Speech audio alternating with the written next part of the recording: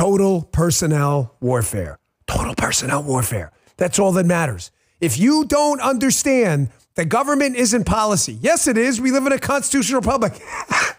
It's funny. You really believe that? A constitutional republic is a suggestion if people don't enforce it, right?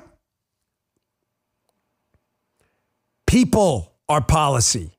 You get constitutionalists and conservatives in there, you got a constitutional republic. You get Joe Biden, Barack Obama, Kamala Harris, and the commies in there, you have a suggestion of a constitutional republic. Sorry. Total personnel warfare. Everybody has to go. If you were involved in the tyranny of the last 4 disgusting years of Biden or the prior 8 of Obama, you got to go if you said nothing. Very sorry, Jack, or Margaret, or Karen, or whatever your name is. Bongino Army also in the chat. Are we ready for Kash Patel? Orders have been given from the top. We got Secretary Hegseth through. We got Sean Duffy's getting through today, Department of Transportation. Scott Besson's through with Treasury. Kristi Noem's through with DHS. Mission in that part accomplished. The mission isn't accomplished, however. Kash Patel, we got to get it done. No time for popping the bubbly. Get it done. We are the Bongino Army, the most powerful force in the magosphere. There is no second place. There's only us. Get it done.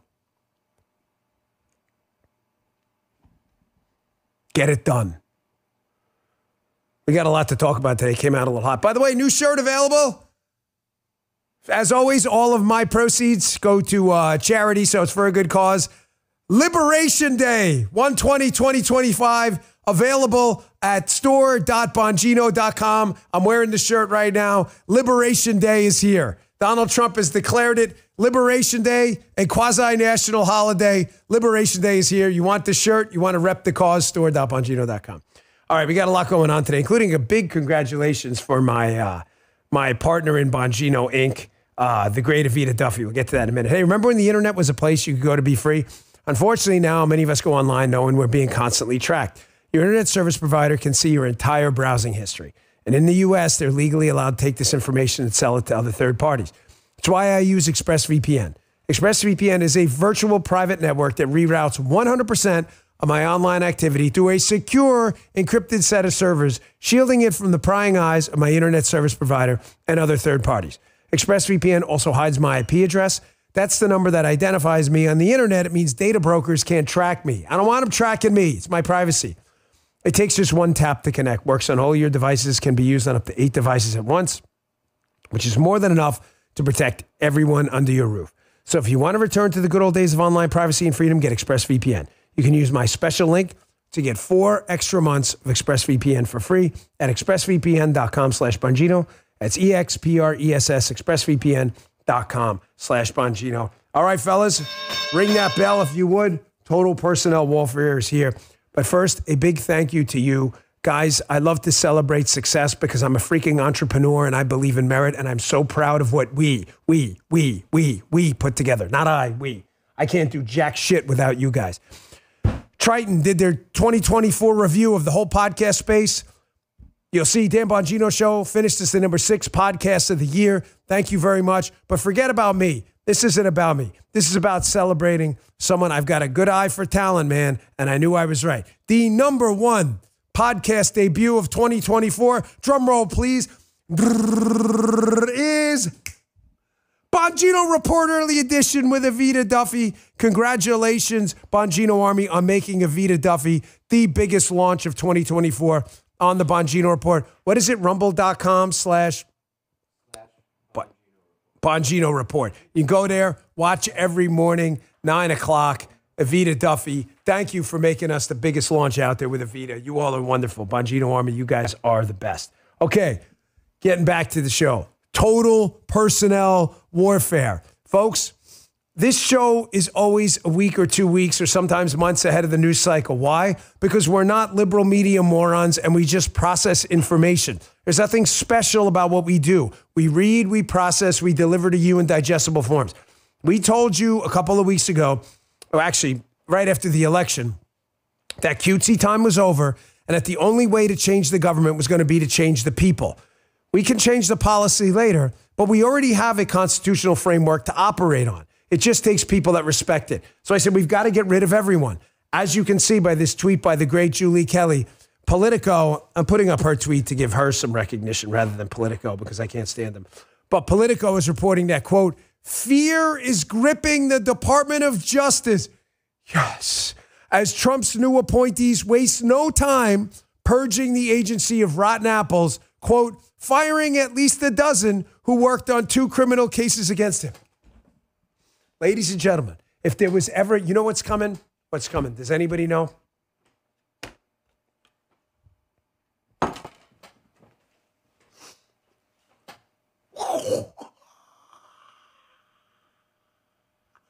You ever see the Bruce Lee movies where after he kicks your ass and he punches you, he stops and flexes the biceps in a pose and he makes the face, he goes, whoa. You ever see that? You know what I'm talking about, right? He bought me Karate Man. Apparently Karate Man is a Yu-Gi-Oh thing, too. Karate Man. If there was ever a Karate Man, it's here. Folks, listen, Langsdorff, Trump ain't fucking around. I don't know when you in the media and you clowns on the left and you, oh, look at that, Karate Man, Karate Man, you're blowing up the chat again with Karate Man. Of course, a couple people put a couple Rock'em Sock'ems in there, too. That's appropriate, too. Rock'em Sock'ems. We have the Donald Trump Rock'em Sock because I broke the actual thing. We have liberal screaming Karen or Margaret Rock'em Sock.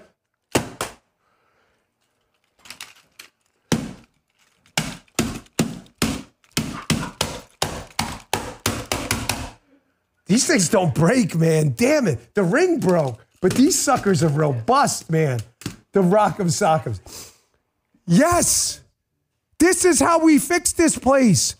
You are not going to fix shit if we do what we did in 2016, where we change a bunch of policies and laws and then get a bunch of people in there who don't want to, who want to slow walk everything. We're not going to change shit. Trump is not fucking around, man. People are getting let go left and right. And media folks and libs, get ready. We are in stage 1 of the FAFO agenda, and you're just FOing now. There is a lot more FOing that's going to happen. The FOing hasn't stopped. It's not going to stop. The Trump administration is starting to realize Rock'em Sock'em robots is the only way to go. Did you get a bell in there too? You done? Is that a bell? Is that like when Vince McMahon with the pin for Bret Hart? He's like calling the match they feel bad for Blue Rock'em Sock'em robots lady. Margaret, she is. Margaret. There you go. Sorry, Margaret. You got to start getting rid of people. Okay, folks, on a serious note, I've tried to explain this before, but some people aren't understanding this. Donald Trump can issue all the EOs he wants. The left fully understands and learned after 2016 that if you can get people inside the government to read the Donald Trump EO and just pepper their bosses with an endless list of questions about it, it's an Alinsky tactic of stalling and delaying. Nothing is going to happen. There ultimately has to be people on the ground who will implement said policy. Let me just give you an example from just my direct experience because it's what I can speak to directly. Say the Secret Service changes a policy on where people can protest. If you're the site agent on the ground and you spend 6 weeks asking questions, well, what about outside the bike rack, inside the bike rack, in the event outside? They're actually not going to change anything about the protest zone rule because you're not done peppering them with questions. You've got to get rid of people. Here's another one, Susan Crabtree. Exclusive and breaking. Trump administration cleans house at USAID for failing to follow Trump's executive orders. Yes. Yes.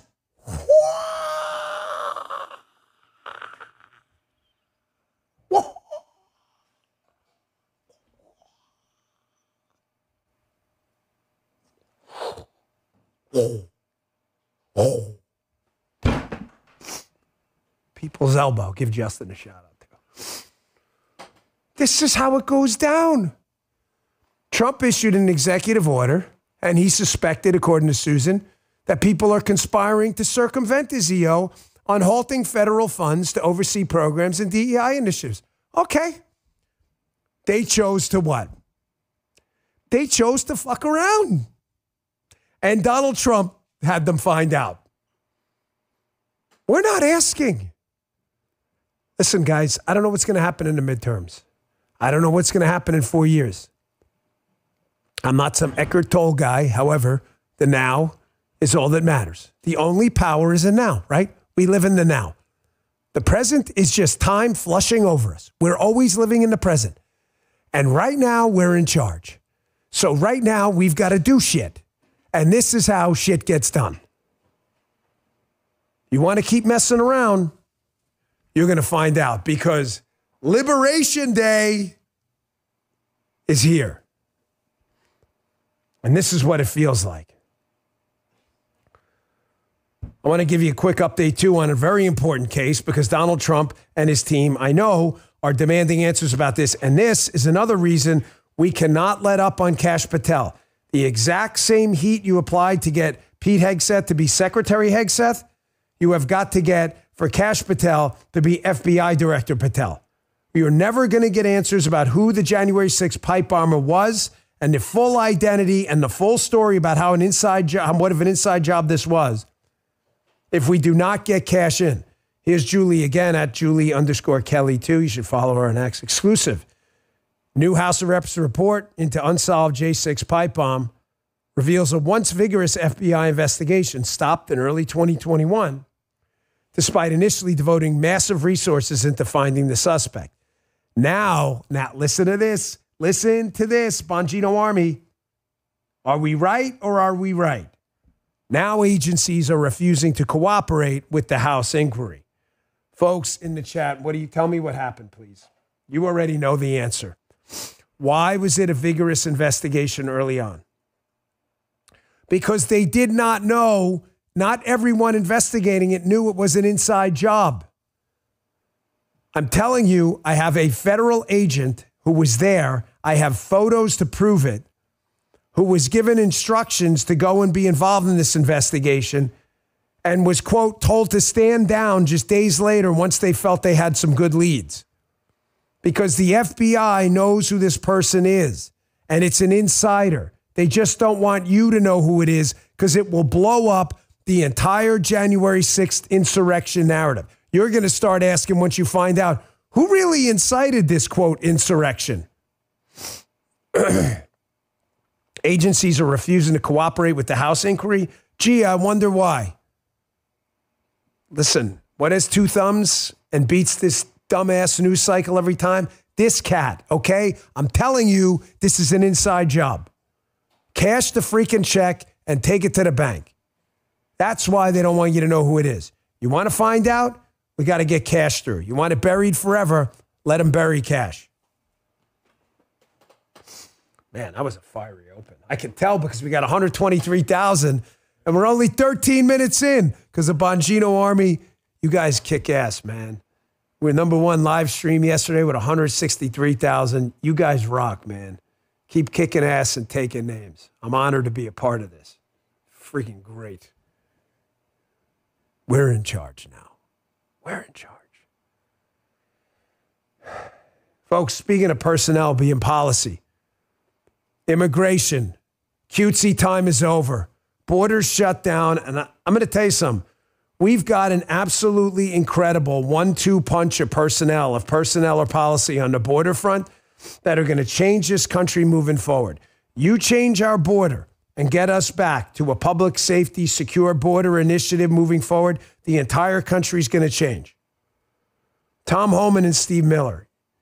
You want to talk about an incredible 1-2 punch for this FAFO administration?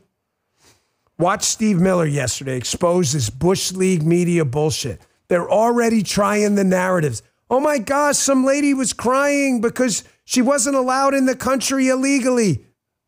So? Here's Steve Miller, and he exposes this reporter's tactic of framing the questions to elicit an emotional response. Folks in the chat, do we care about emotions? No. What do we care about? Fire it up. Who gets it first? What do we care about? I don't care about emotions at all. Who is it? Someone do it. Hell no. Hell no. What do we care about? Who's got it? Oh, man, you guys are quick. Oh, wait, I got one. Billy Beans, maybe a Moneyball thing going on there, says outcomes. You are correct. And what is the outcome we want? We do not want illegal aliens in the country because it's illegal. Here's Steve Miller exposing this hack. This is glorious to watch. This is how you handle left-wing lunatic reporters. Check this out. There's a report from Chicago that there were ICE agents that were turned away from a Southside elementary school earlier today. Is targeting of schools, targeting of things like this, something that the administration is comfortable with and will continue with? I think the framing of the question is wrong. If there's a law enforcement activity that's taking place in the school, then that would be for the protection and defense of the child. As you know, there's an epidemic of child trafficking and labor trafficking in this country. When federal law enforcement officers are turned away from a school, it is the act of turning them away that endangers the lives and safety of children. We've seen, as you know, 500,000 children trafficked over a 4-year period in the United States. This administration is going to investigate every instance of child trafficking, labor trafficking, sex trafficking, child smuggling, and all the attendant crimes involved in that. And our message to everyone in the country is to cooperate fully with Immigration and Customs Enforcement so that we can end the scourge of child trafficking and child abuse that has been endemic these last 4 years. I've got to give a shout out in the chat to Retro Whiskey, who has the line of the day so far in the chat, citing the new viral meme from yesterday from Vice President Vance, which is, I don't really care, Margaret. Don't really care. You want to break the law? Oh, I'm going to hide that. Thank you, Retro Whiskey, kicking ass and taking names. Member of the Bongino Army. Love you guys. I don't really care, Margaret. There's a way to not get locked up outside of a school or a hospital or even, what do you think, you're going to go hide in a school? So just to be clear, you're a criminal in the country illegally and parents want that person to hide inside their kid's school. If you believe that, you're as crazy as these liberal reporters talking to us, Steve Miller. We don't really care, Margaret. But thanks for asking. People are policy. With people like Steve Miller in there who understand how to enforce the law and deal with left-wing lunatics, we can't lose. Combine that with Tom Homan, who is a gift to America. By the way, this guy is an unbelievably nice guy, a really good and decent human being. But that's not besides the point. Because do we care? I care personally, but do we care for public policy? No. What do we care about? Outcomes, results. That's all we care about. Who's getting results? T. Homan. Here's Tom Homan yesterday doing an interview where this is great.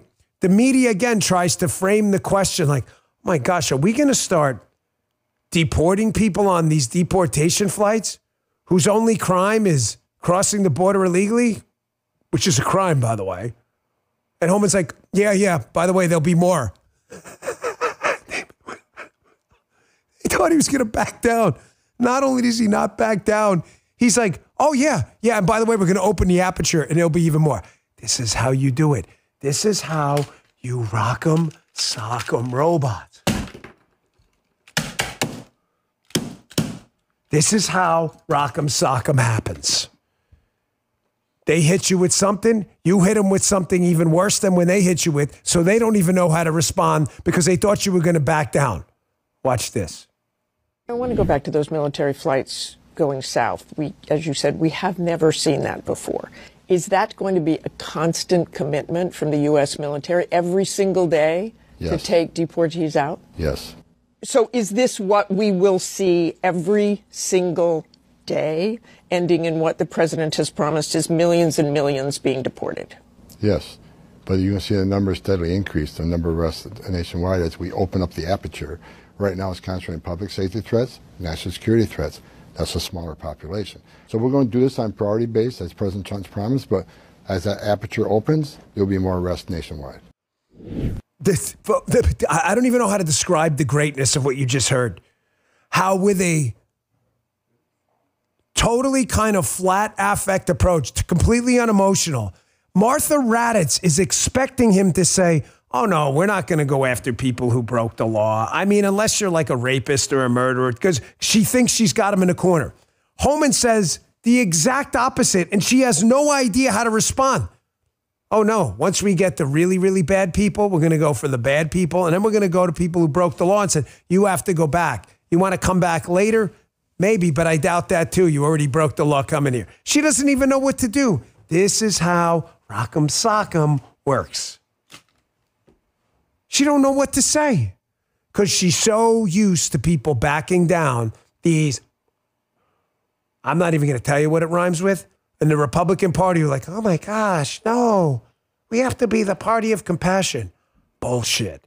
We have to be the party of results. That's what the American people voted for. I got another Tom Homan clip coming up next.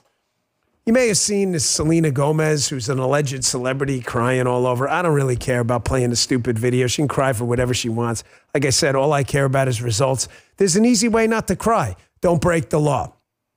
And if you ever see Molly's Game, by the way, one of my favorite movies, Molly's Game, even though it's a bunch of left-wing lunatics, because I love playing cards. Molly's Game, the lawyer tells her, don't break the law while you're breaking the law. Do you know what don't break the law while you're breaking the law in the legal space means? It means if you're going to break the law by crossing the border illegally, it's probably a good idea to not break the law like go commit a crime in the country. I'm just saying, just an idea. Don't break the law while you're breaking the law. Another Homan clip that's a freaking gem coming up next on Selena Gomez said, hey, should we get all emotional about this? You can get emotional if you want. I care about results. That's it. Hey, the average person's finding it difficult to pay expenses every month, and in most cases, there's nothing left over to cover any extras. Most aren't getting a big raise, expenses are up, and it's hard to manage without grabbing for credit cards. If you're a homeowner and you're frustrated with that debt cycle, I need you to make a 10-minute no-obligation call today to my friends at American Financing. And if you're constantly carrying a credit card balance each and every month with a rate in the 20s or even 30s, American Financing can show you how to put your hard-earned equity to work and get you out of debt. The salary-based mortgage consultants are saving their customers an average of $800 a month. And if you get started today, you may not have to make next month's mortgage payment. How about that? There's no upfront fees, so it costs you nothing to find out how much you can save every month. So call American Financing today. Let me give you the number. 888-994-7660. That's 888-994-7660. Or you can visit them online. It's a .net address, by the way. AmericanFinancing.net. AmericanFinancing.net. NMLS 182334. NMLSConsumerAccess.org. Thank you, American Financing. Check them out. So, but celebrities are crying, Dad. They're crying. We should allow rapists and murderers and terrorists in the country and millions of unvetted people in every single year because a famous singer, allegedly, Selena Gomez, is crying on like TikTok or whatever. I mean, Selena Gomez should run for office on open borders if she liked, but she'd rather cry on Twitter. So they asked Tom Homan about this on Fox News, and probably not the answer Selena Gomez was looking for. Check this out. She posted a video sobbing. She was crying in it. She said, all my people are getting attacked with the picture of a Mexican flag. Again, she has now taken that down. But what do you say to those who are out there saying that these are everyday people, these are families that are being attacked and dragged out of their homes? How do you respond to that? I don't think we arrested any families. We've arrested public safety threats and national security threats, bottom line. And look, President Trump won the election on this one issue, securing our border and saving lives. What happened on our southern border last 4 years is the biggest national security threat this country's seen, at least in my lifetime, because we got over 2 million known gotaways. We got a 600% increase in sex trafficking. We got a record number of terrorists crossing the border on the terrorist watch list. We have 250,000 Americans die from fentanyl coming across the open border. We're going to do this job, and we're going to enforce the laws of this country. If they don't like it, then go to Congress and change the law. That's what she can do. Selena Gomez is more than welcome to run for office. She can stop crying and put up some campaign signs. My guess is she won't. Just wants to cry. She deleted that, I guess? I wonder why.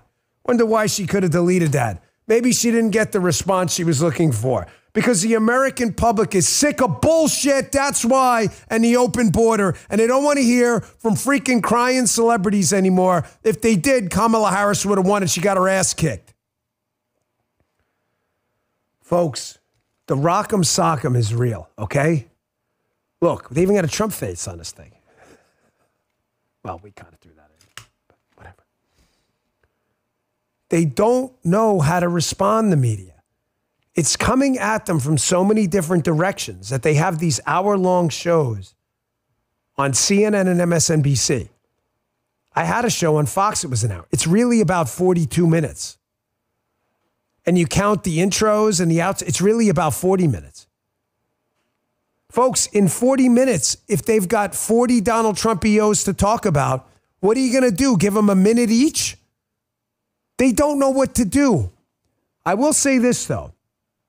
They are trying at least to focus right now, as I said to you yesterday, on two things. Keeping DEI alive and immigration. Yeah, they're spending a lot of time on other things too, but they're trying to focus on immigration. Why? Because, folks, once they lose their demographic destiny, generational war, to pump the country full of illegal immigrants so that they don't lose population in liberal states, lose the House of Representatives and the Electoral College, they talk about it all the time. We've already played the montage. They know it's over for them. So they are spending a lot of time on it, but they're losing. Folks, Donald Trump has done something absolutely incredible on immigration. I will never forget being part of an activist group in D.C. Some of you were in there, if you're, and you know the group I'm talking about. Group of real ringers, great guys and ladies in there. We would go in and meet in Washington, D.C. After Romney lost, I will never forget some Hill staffer or whatever coming up there and saying we should never talk about immigration again. The Democrats own this argument. It's over. Donald Trump did something absolutely amazing. Donald Trump not only stole the immigration argument from the left, but he stole it and made it an issue we're now up by 22 points on.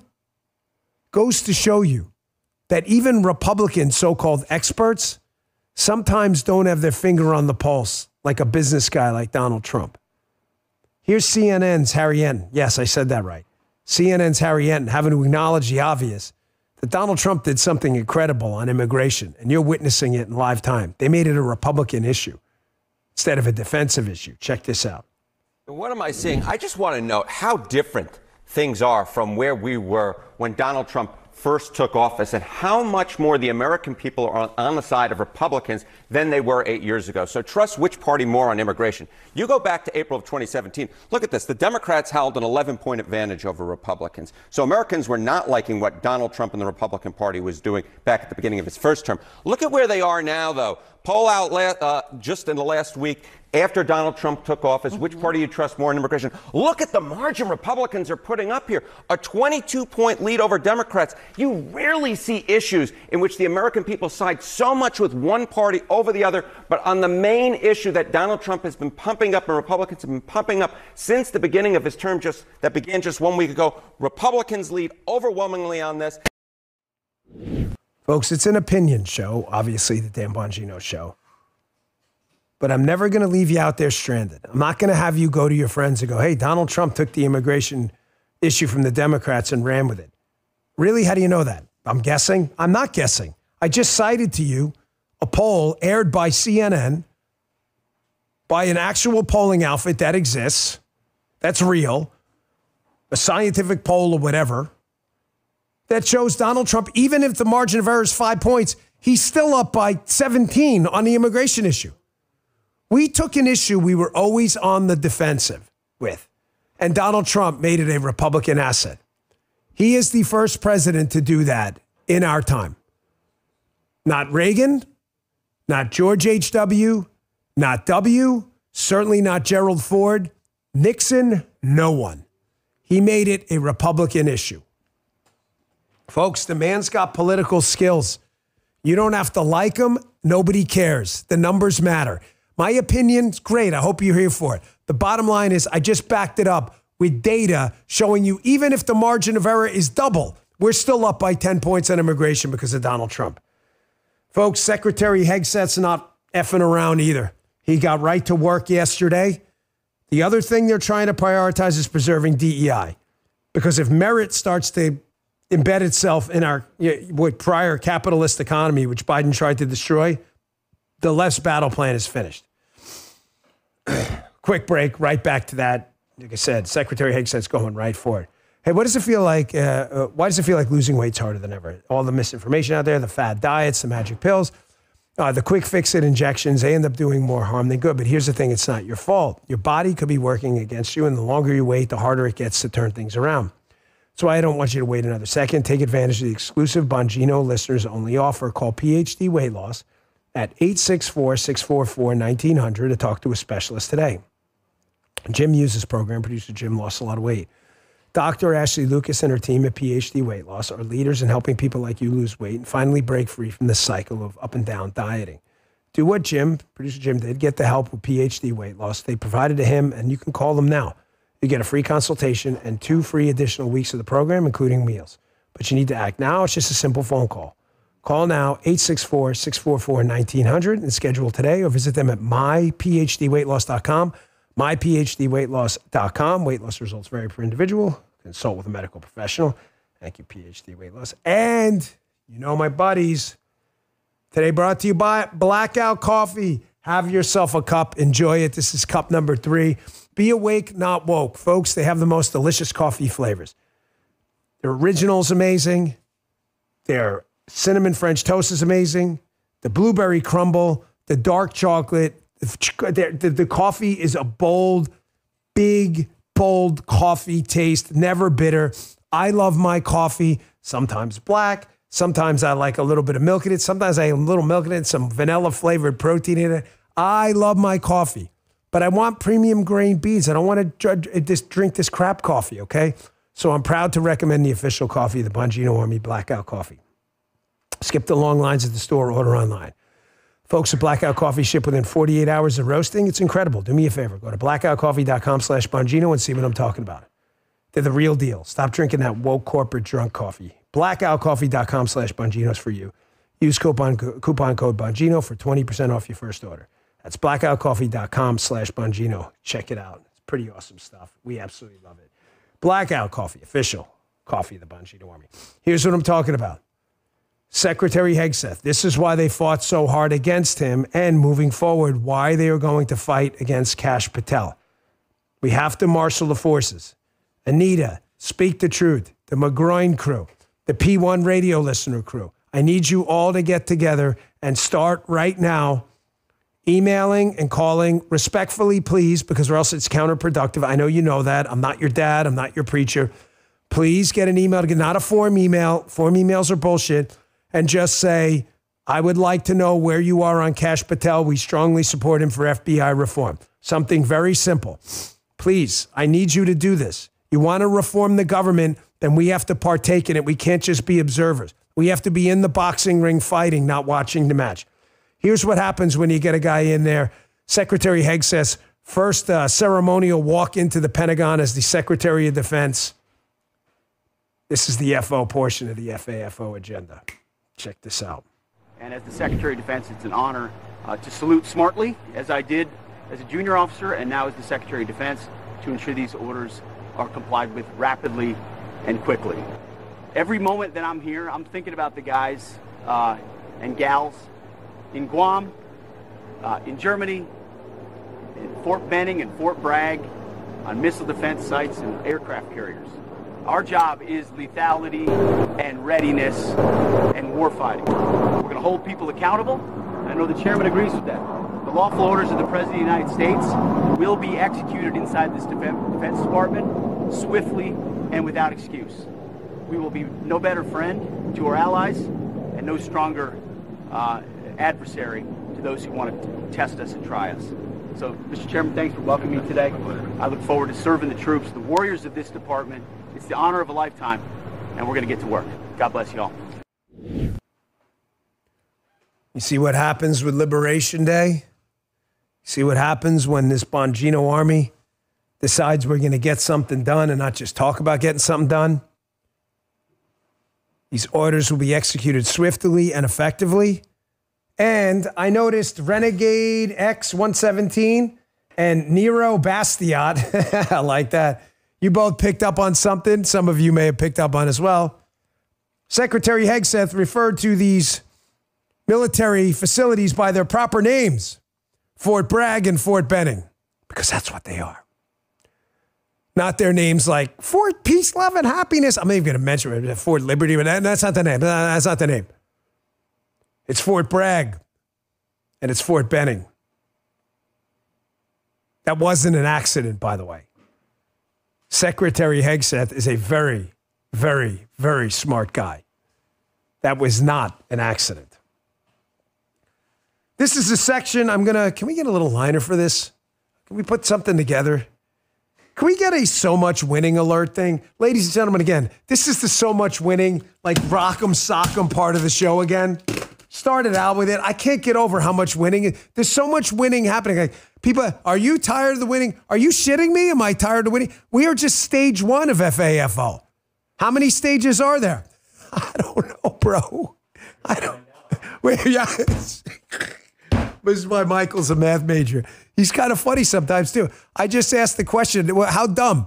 How stupid? If the agenda's FAFO, and I'm asking you how many stages of FAFO, Michael's like, did you not pay attention to the find out? You're going to find out.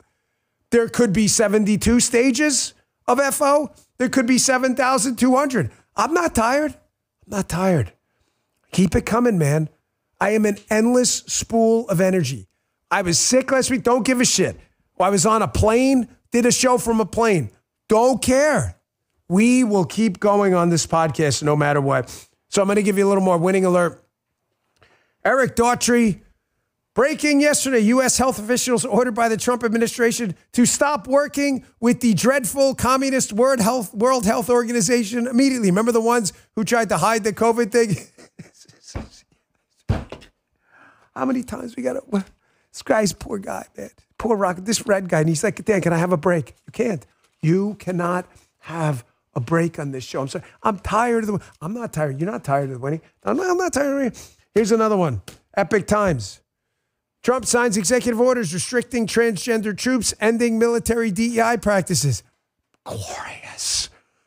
Whoa. Oh.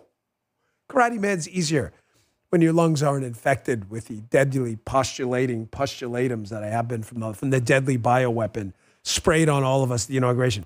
By the way, poor Justin came down with the inauguration. He wasn't even at the inauguration. Guy has some ridiculous X-Men-like Wolverine immune system. Justin says it's only his left nostril. I don't know how that is. They're all like, it goes all connected up there, but whatever. The winning continues. You want to be out of action for 12 months because you want to cut body parts of it? You do you. But you don't get to take up military time and services doing it because there's an opportunity cost there, and you're not lethal if you're in the recovery room. Okay? Thank you. Period. Have a nice day. The DEI stuff you heard about from Pete. Here's another just absolute gem. Fox News. Are we tired of the winning? The answer is hell to the... No, we're not tired of winning. We are not tired of the winning. Not stopping. DOJ fires more than a dozen key officials on former special counsel, I'd say special tyrant, Jack Smith's team. That's glorious. You thought you had a job. You were going to sit there, weaponize the federal government, and get taxpayer dollars? Nah, don't think so, kids. Sorry. Matter of fact, the winning gets even better. I love this guy, by the way. I don't know if you know this guy, Ed Martin. He is the interim United States attorney for Washington, D.C. What did he do? Imagine how much it pained the Washington Post to write this headline. He launches a probe of the January 6th prosecutions. Talk about flipping the script.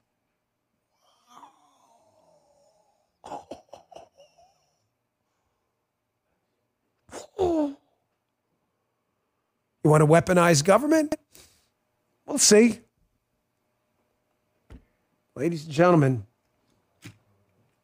I guess we will find out, as Michael said, how many stages of this FAFO agenda. Red Rocker, by the way, Donald Trump has side control right now for you Brazilian Jiu-Jitsu guys. If you see that, Michael, you know side control? He's not. Maybe I would do the knee on belly, but the knees don't bend. So, but he's definitely dominating in side control right now. He's doing the elbow shiver in the neck too, which is really hurts. That's like considered cheap. Here's another one. Hat tip Maze Moore on this one. Great account to follow on X, MAZEMOORE. Fantastic follow. Got to give shout outs to people, folks. We're not the only ones out there. And a lot of people steal Mayes Moore's content. It is not right. I see it on Twitter, X all the time. It's their account over there. Should cite it. But it's just interesting now, all of a sudden, that Ed Martin's going to be looking into the prosecutions and the weaponization of government during January 6th, how the Democrat story is now changing. And there is no better example of a fraud on weaponized government than Adam Schiff. Watch this about 30 seconds, and you'll see what I mean. Again, hat tip Mayes Moore. Check this out. On the day Donald Trump leaves office, the Justice Department may indict him. Very strongly in favor of indicting the president when he is out of office. I don't think the incoming president should be threatening his political opponents with jail time. That's not the kind of talk we should hear from a president in a democracy. This is why you ignore left-wing and media imbecile commentary on all this stuff. They are frauds, phonies. They have zero credibility. You do exactly what Homan did at the beginning of the show on that interview. You guys are going to deport people for breaking the law? Yeah, it's actually more than you think. Actually, even more people. That is how you handle this. More. Kylo Ren Moore style. We get a lot of play with that on X. People love the Kylo Ren Moore. They love it. Because Liberation Day has arrived, folks. Rock this shirt everywhere. It'll piss off your liberal friends if you have any left. Do me a favor. How many of you people in the chat, you Bongino Army members out there, how many people go to the gym? The gym is the best place to wear this because liberals, you won't usually see a lot of liberals in the gym because they're not into work and stuff like that. But they are allergic to the gym and lifting weights and everything like that. But you will see a few. But the good thing is you'll have a lot of backup because even in liberal cities, like 60% of the crowd will be people at least leaning a little conservative. Liberation Day, it has arrived. Store.bongino.com. What? Oh, yeah, look at that. You can move the Chiron up like that? Look at you guys. Nice. This was my idea, by the way. I just want to say, Paula had 90% of the ideas are Paula. She'll probably hate me for saying this. I love her to death. But they're like, you know what? We got to do another shirt. We got to celebrate the election. But I don't like to just randomly throw shirts out. When Donald Trump said we're going to declare this Liberation Day, I said, that's it. That's it. All right. Cutesy time's over. I got to talk to you about something serious here, right? Justin's like, what? You know, I spoke about my weekend update yesterday, which I do on Monday. Some guy got all pissy with me, by the way. Sent me like this Facebook thing like, Dad, I'm like 5 minutes in and you told us about a weekend. It's the freaking damn Bongino show. I spend 5 minutes on Monday talking about things I think are interesting. And then all week we talk for 4 hours between radio and podcast about every single political, how many political issues we get to already today? Polling, FAFO, Miller, Homan, Julie Kelly, January 6th, USAID, Pete Hegseth, WHO. We cover the issues. I want you to know who I am. We spend 20 hours a week here together, okay? So if you don't like it, I'm sorry. It's an airport. You don't have to announce your departure. Find a different show where they just read headlines. That's on me, okay? He's right. No, it definitely was a Vols. Definitely. He didn't like the game this way. That's okay. We love our Tennessee crew, but that guy clearly didn't like the show. But I was down in Auburn this weekend, or I live in Florida, but we all know like South Florida is not the most southern place on planet Earth. It's northern Florida is. But folks, I really love the South. And you guys and ladies out there, I'm really envious of everything you're about. Your emphasis on faith, on family, on community. It is complex in its simplicity. Does that make sense? And I'm not trying to write bullshit poetry or sound overly verbose. It's elegant in its simplicity. I'm really envious of you all. I have a point to this, though. It's not just to reminisce about my weekend that I spent in Auburn and how lovely the people were to me and how I just feel like it's become just this adopted home. By the way, if you're not considering sending your kid to Auburn University or, Alabama or another place like that, then you're making a huge mistake. Auburn is a magical place, and your kid should be visiting there. They respect free speech. They love God down there. I give a speech down there, there's not a single protester that shows up. Not one. It's a packed house. Not one. But whereas this Queens-born Yankee can tell you that, these media people hate you. They do. And it's really disgusting to watch. They think because you speak with a Southern accent that somehow you're stupid, you're backwards. They do. They don't understand how deep and complex you really are. Let me tell you something. When the shit hits the fan, I want a Southerner with me next to me. I don't want one of these media losers. Did you see this clip from Margaret, the new Karen Brennan, and J.D. Vance? I didn't play this one yesterday. I want you to listen and watch the disdain in her voice and the look in her face as she talks about people from Mississippi, Kentucky, Alabama.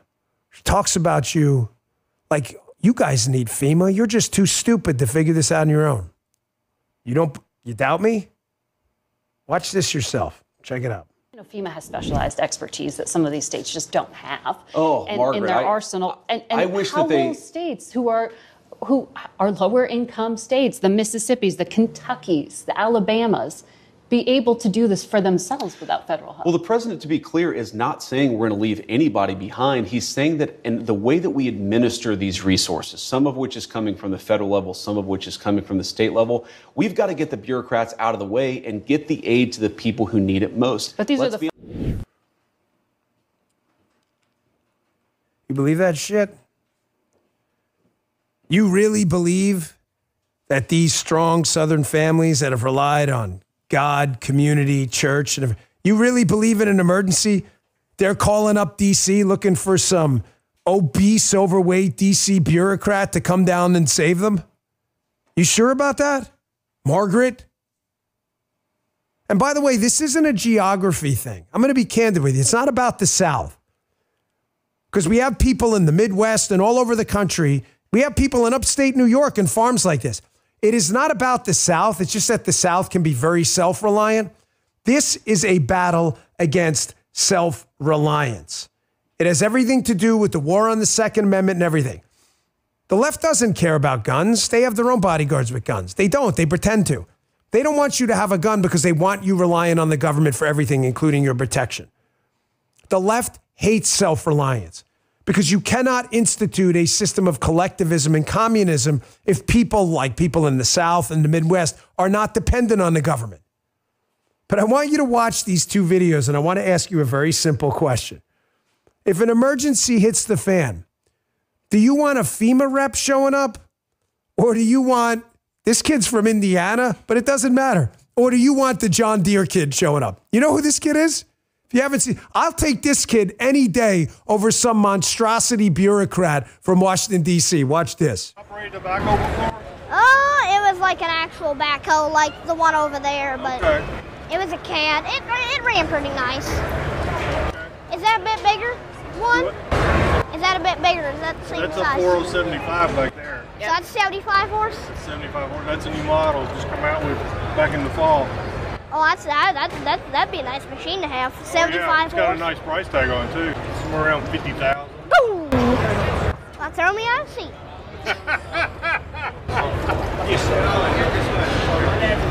I like that it's got stabilizers, so if you're digging something really hard, you don't tip one way.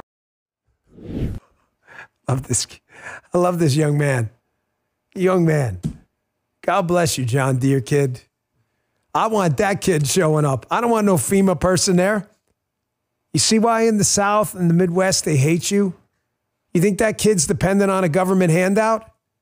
You think that kid's looking for FEMA when an emergency hits?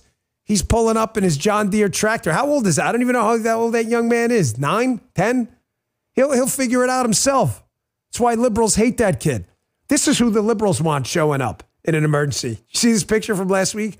They want David Muir, the ABC News guy, with the fire jacket with the clothespin so he looks nice and tailored on TV. That's who they want showing up. I'll take the John Deere kid any day of the week and 7 times on Sunday. You want media people and liberals showing up in an emergency? Folks, Media people can't even do freaking journalism. And I can't think of a better time to highlight their malfeasance. Because this reporter who called me the other day, he asked me, Dan, you've been doing this now for 10 years. The podcast was started in 2015, so it's our 10-year anniversary. It actually is in like February, I think. We should do a big thing for that. It's February is our actual 10-year anniversary. He said, what stories resonate the most? Tell me if I'm wrong. I said, you know what my audience loves the most? When we expose you media buffoons. And he laughed. I said, no, I'm not kidding. There's no better time than now. The media criticizing you folks in the South. Rock stars. God-fearing parents, moms and dads. Than to play this little montage. Maybe the media should stay out of emergency planning, government spending, and everything else, and actually try to do journalism first. Here's the media about their predictions about elections. You can see how right they always are. Check this out. He's not going to be president. He is not, Donald Trump is not going to be president of the United States. Take it to the bank. Okay. I guarantee it. All right, all right. I think if he becomes the president here, make it great, because the States is already great. I think that man will be president of the United States right about the time that spaceships come down filled with dinosaurs and red capes. On that note, Tom, pleasure. Take it Thank from you me. very How much. about that? Cheers, Tom. And then, of course, there's Donald Trump. Donald Trump has been saying that he will run for president as a Republican, which is surprising since I just assumed he was running as a joke.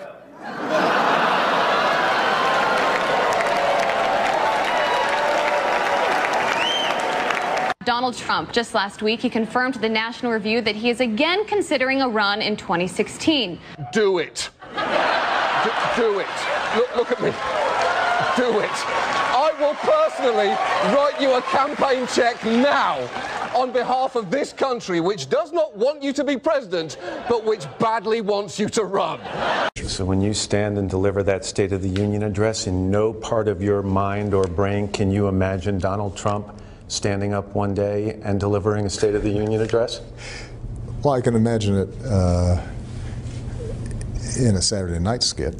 I continue to believe Mr. Trump will not be president. He will never be president of the United States. And we better be ready for the fact that he might be leading the Republican ticket. Next, I know you don't believe that, but I want to go on to Matthew Dowd. Sorry to laugh. Just a suggestion to the media folks out there. If you don't want to be a laughing stock, then stop making yourself a laughing stock. I saw the hapless Chris Cillizza today put out on Twitter that he can't believe he was so misled and that Donald Trump was right about the lab leak and Fauci was wrong. Chris Cillizza, the same guy who in the infamous Washington Post headline with Aaron Blake from back in 2016 during the election wrote, Donald Trump's chances of winning are approaching 0. Why is the Dan Bongino Show the #1 live stream in America pretty much every day? Ladies and gentlemen, the formula is not complicated. Keep people entertained, keep them educated on the issues, keep the information flowing, and don't bullshit them. It's really not hard. Why are people tuning out of the New York Times, the Washington Post, CNN, Chris Cillizza, MSNBC, and others? Because they're tired of your bullshit. You can't lie to all the people all the time. Want to see another story we're out ahead of? We've been out ahead of for years. When I say we, I mean the entire Republican movement, not specifically me. The whole climate change thing. There's a great article by Barton Swaim in the Wall Street Journal. Why climate change ideology is dying. Folks, it's pretty simple. Just like I told you, why do people tune into the Dan Bongino Show? Because we tell you the truth. Why is climate ideology dying? Because no one actually believes it. You know, it's why aren't the moguls and executives who claim to be unnerved by climate science giving up their carbon-heavy lifestyles and living in caves or living in simpler dwellings and mansions? If these progressive VIPs in media, politics, and entertainment believe sea levels are ready to rise, why do they keep buying properties in Martha's Vineyard, Bar Harbor, Provincetown, Santa Monica, and Malibu? Because they don't believe any of this shit. That's why. Folks, they're lying to you. And it's up to us to expose them. Now, the media guy who asked me a question about what stories resonate with my audience, and I told him largely stories about how awful the media are. I think he was a little confused as to why. And one of the reasons is I don't think they're used to being held to their own standard. So the fact that I take Alinsky's rules, notably Alinsky rule number 4, and I make the media live up to its own standards, if you're going to call us out for misinformation and disinformation when we're right, we're going to call you out and hold you to that standard when you're not right, which is often. What's Saul Alinsky's rule number 4? I suggest you memorize it.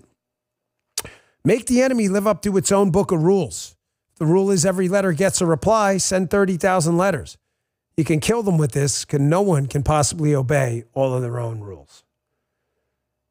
Media people want to talk about climate change.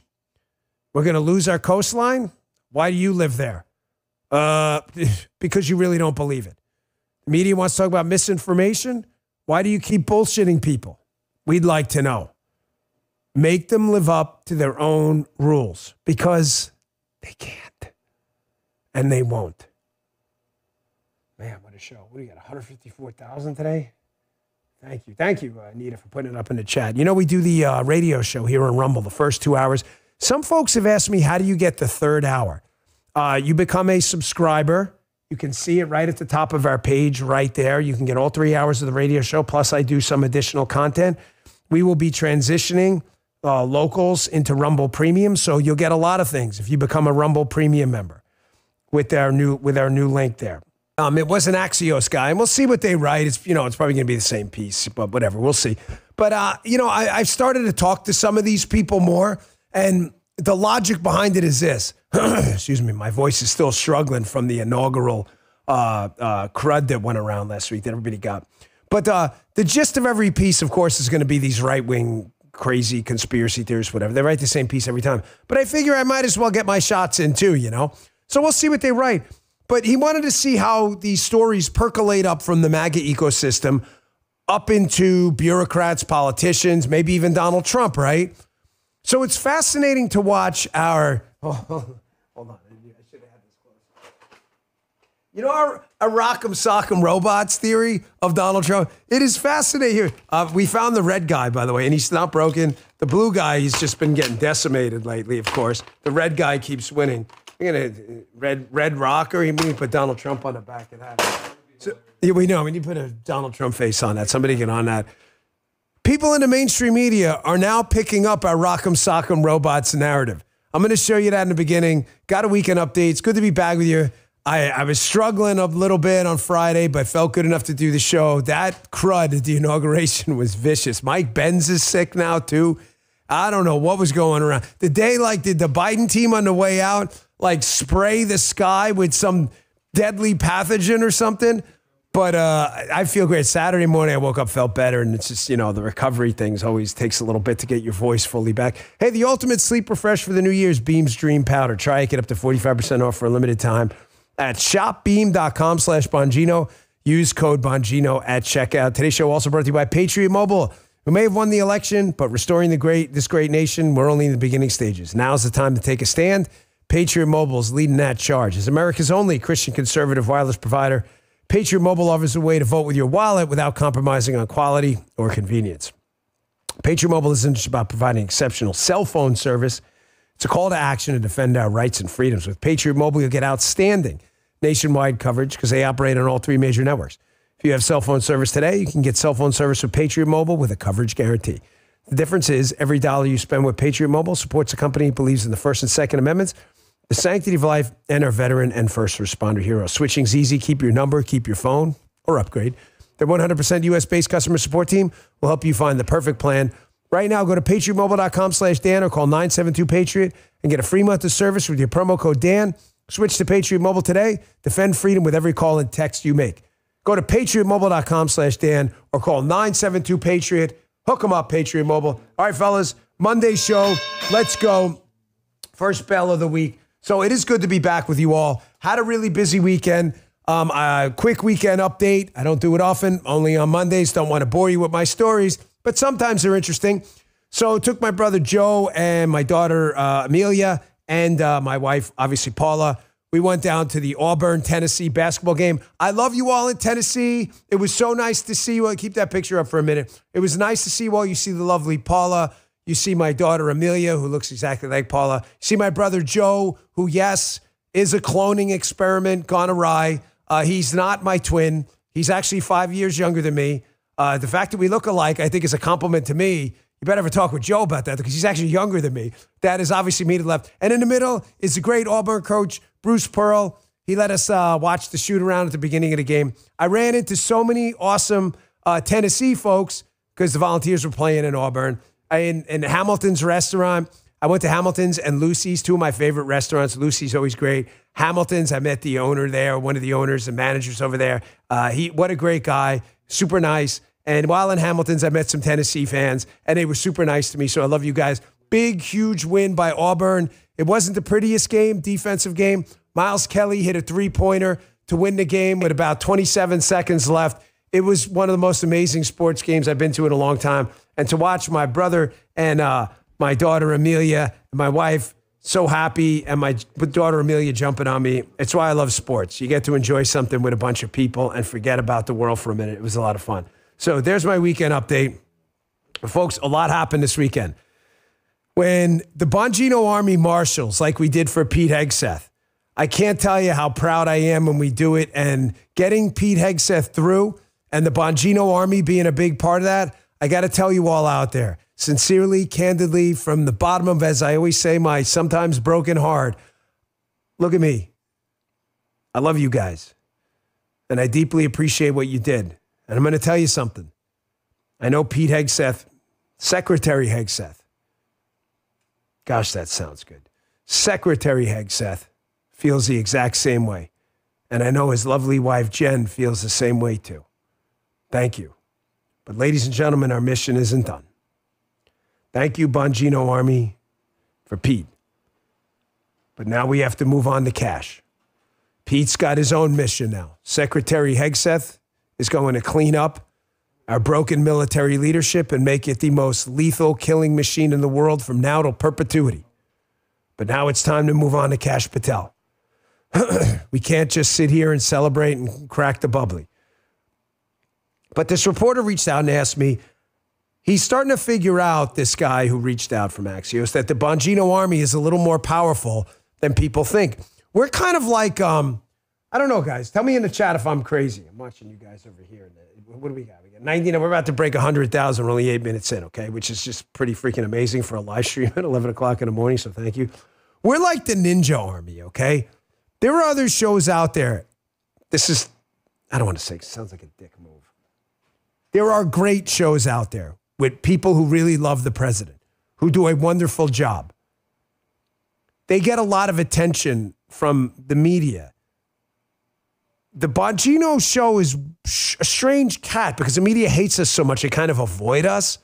So we get to creep, we're like the ninjas. We get to creep up on them. You know what I'm saying? Like you've got the samurais on the battlefield and everybody notices them with their battle armor, beautiful battle armor, their gleaming swords, and they look scary. Paint their faces, everything, you know. You see the samurai and you're like, my gosh, and the samurai were impressive, right? We're kind of like the ninjas. We creep up on you. You never see us coming.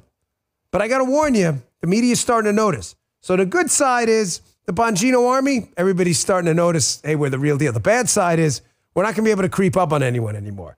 So congratulations. Can we get a ninja? Oh, someone did it already. Who did it? Who beat? Oh, my gosh, I just missed you.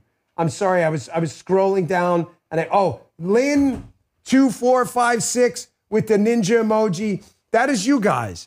That is you guys and ladies out there. We're like ninjas. And I was kind of proud of that. But I'm not sure it's going to last long. You know what? Let's go to the ninja emojis all over the place.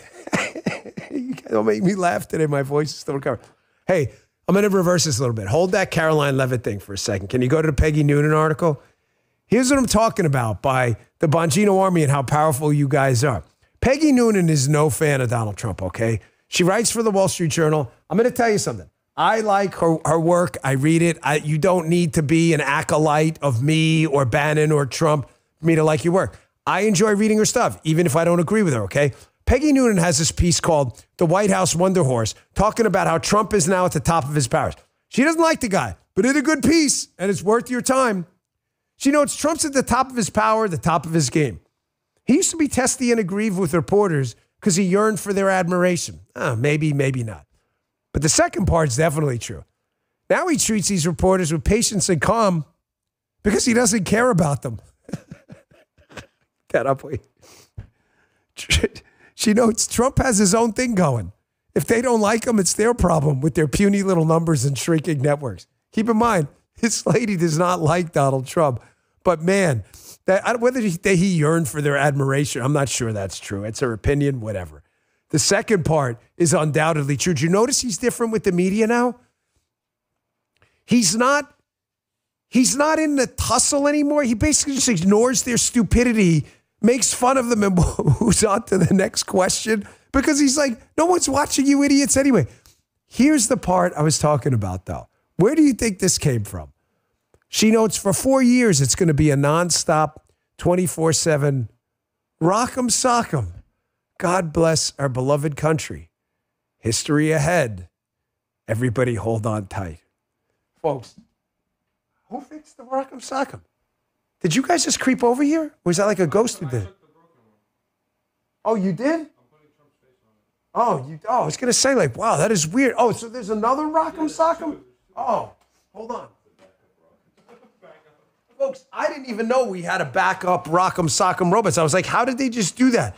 So the red guy right here, this is Donald Trump. Here's the media. Every single time. Here, wait, body slam.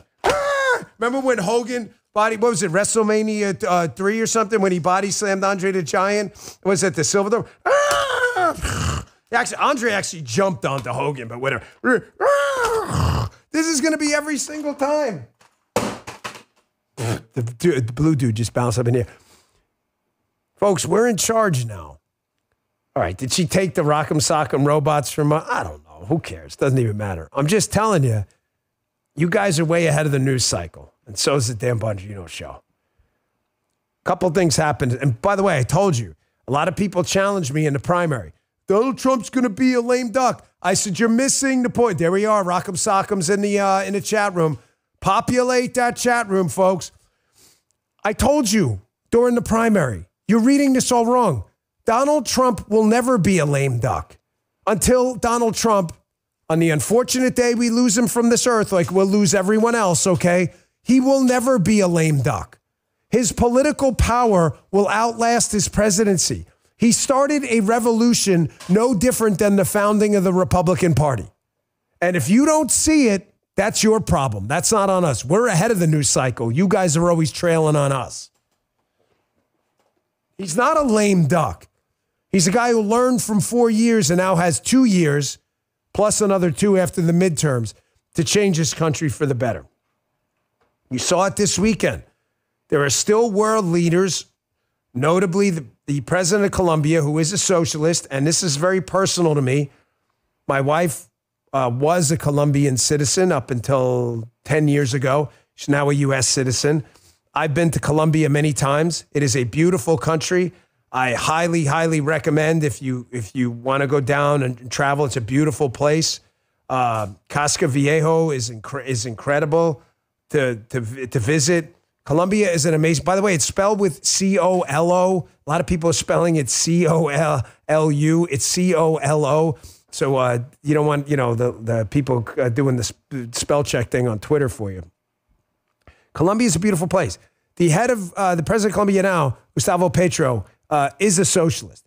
So Donald Trump said, we are sending back Colombian citizens, by the way, who entered the United States illegally. We do a lot for Colombia. The simple answer and the correct answer and the right answer for Gustavo Petro was, okay, we will take care of our citizens. No different than if an American had done something wrong in Colombia and was in the country illegally, they sent him back. We would take care of it here. But that's not what Gustavo Petro decided to do. He said, no, you're not going to land that plane of our citizens here. He doesn't understand this is the around and find out presidency, and Gustavo Petro is in a stage 1 of effing around, and he just found out. Caroline Levitt notes on her tweet, the Colombian president who decided they would not basically let the flights land has now agreed to all of President Trump's terms. Ladies and gentlemen, President Trump What's the word I tell you all to remember about President Trump every single time? He is transactional. You understand? Transactional. He does not get emotional. He gets passionate. That's not the same thing. He does not get overly emotional about things.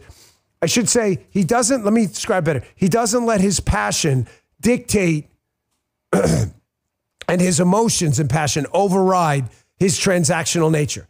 These guys are criminals from Colombia, invaded our country illegally. Well, why are we keeping them? Send them back to Colombia. He doesn't want to take them. Okay, tariffs on the country. Okay, now he wants to take them. Okay, thanks. Move on. I'm telling you, media people, others, we said it a couple of weeks ago. Language alert, man. This is the fuck around and find out presidency. I'm not, are we going to win another 4 years? All I'm telling you is the media and commies and socialists out there, you are stuck with us for 4 years. And you better get used to the find out portion because you're not even, you're barely in stage one. You're getting ready for the find out portion if you're a military leader too, obsessed with DEI and not obsessed with lethality. Our military is one job. There's the bad guy. Kill them before they kill us. That's their job. That's why they're freaking out about Pete Hegseth. Thank you to the Bongino Army again. Secretary Hegseth in charge now. Moving on to cash. We got to get that done. But I want you to listen to this. Secretary Hegseth at his swearing-in ceremony spoke briefly about his 3 principles for the military. It's short. It's about a minute, but it's worth your time. This is a clarion call moment. I want you to listen to all 3 of these things. And if you're not a crazy, sick, liberal lunatic, tell me which one of these 3 you disagree with. Check this out. We will put America first. We will bring peace through strength. And the 3 principles I talked about are what we will bring to that Pentagon. Restore the warrior ethos in everything that we do. Rebuild our military. And reestablish deterrence. We don't want to fight wars. We want to deter them, as you said.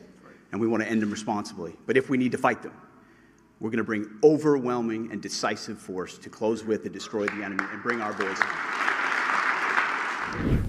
We are not going to prolong wars. We are not going to prolong wars by running politically correct outs. We are going to do everything we can to stay out of wars. And we should. Pete Hegseth is not what we would call an interventionist in the traditional, I hate the term, neocon way.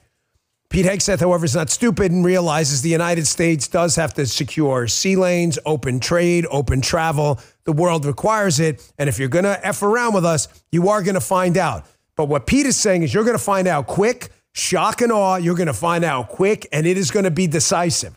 There's not going to be any more dicking around. It's not going to be any more PC wars. There's going to be overwhelming force, and the enemy is going to die quickly. That's it.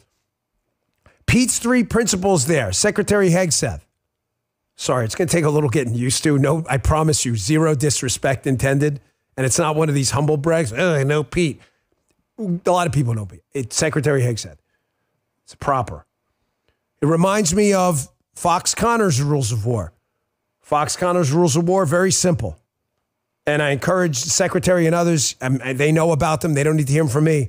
But digest all of them. Never go to war alone. Never go to war for long. And never go to war unless we absolutely have to.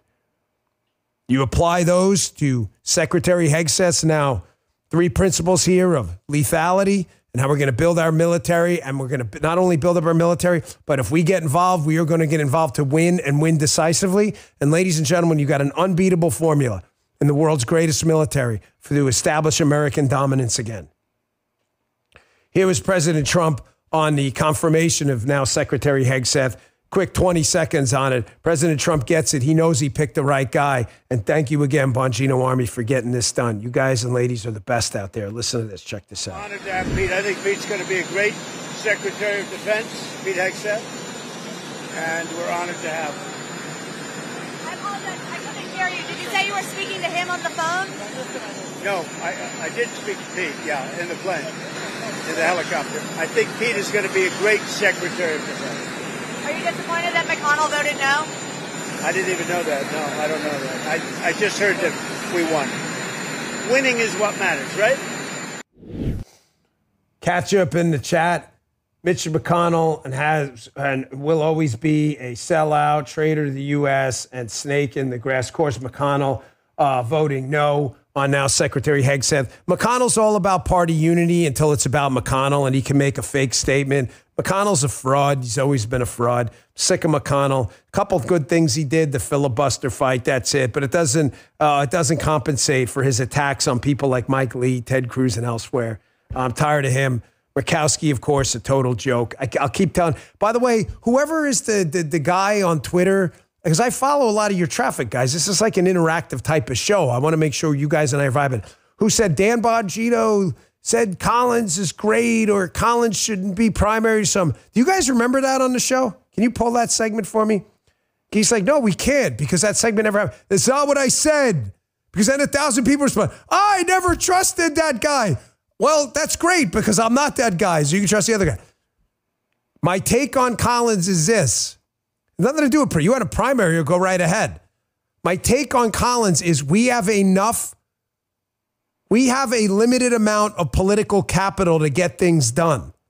Wasting a lot of time on Collins in a blue state is not the best way to move the ball forward when we can spend a lot of time and effort getting rid of Murkowski and McConnell in freaking red states. That's what I'm saying. Nobody ever said don't ever primary. Where did you hear that on the show? If you can pull that, I'd be quite impressed because it never happened. I'm not defending Collins. She's always going to screw us over. But you're not going to do any better in Maine. You want to go up there and spend $1 billion on a seat we're likely going to lose rather than getting rid of McConnell, Murkowski, and getting real Republicans in there. That's your call. Do you not trust the plan? The plan I told you in the last election, did it work? Everybody we had on the show, Bernie Moreno, John Tester, these guys won. Dave McCormick. Trust your boy. By the way, I got a little piece of Americana coming up for you. America is so back, you have no idea. Did you hear this thing over the weekend? Stand by, I'm going to get to that for you. Hey, yeah, do you know there's a victim of identity theft every 3 seconds? What has 2 thumbs and had his identity stolen too? This guy, they stole my American Express card number years ago and started subscribing to a bunch of, I was living in Maryland at the time, and they started subscribing to a bunch of real estate programs. It was a train wreck. It's Identity Theft Awareness Week. It's the perfect time to protect your identity with the company I use, LifeLock. I've used them forever. Lots of places like doctors' offices and retailers can accidentally expose your personal info, leaving you open to identity threats. That's why LifeLock monitors hundreds of millions of data points a second and alerts you to more uses of your personal information. I get a text, they call. If you do become a victim of identity theft, LifeLock has a professional restoration specialist with the experience and know-how to fix identity theft issues, guaranteed or your money back. Plus, plans include the $1 million protection package, with up to $3 million in coverage for the most comprehensive plan. Protect yourself with the company I use on Identity Theft Awareness Week and every week of the year with LifeLock. Been using them for a long time. Save up to 40% off your first year at LifeLock.com/Bongino. If you don't have it and you get your identity stolen, you're going to regret it. That's LifeLock.com/Bongino. Save up to 40%. Terms apply. LifeLock for the threats you can't control. Thank you, LifeLock. They've been good to me for a long time. Saved me a lot of grief after that disaster. Folks, just quickly, America is so back, and it is a Monday. I actually enjoy Monday because I've got bottled up energy from the weekend, as you can always see, and I enjoy the weekend update. But did you see that? Does anyone know who this young man is? I was going to say kid, but this young man is. He's playing the national anthem like Jimi Hendrix style at a school auditorium. And man, reminds me like Jimmy Page, Jimi Hendrix. You guys see this? Take a little quick listen to this thing.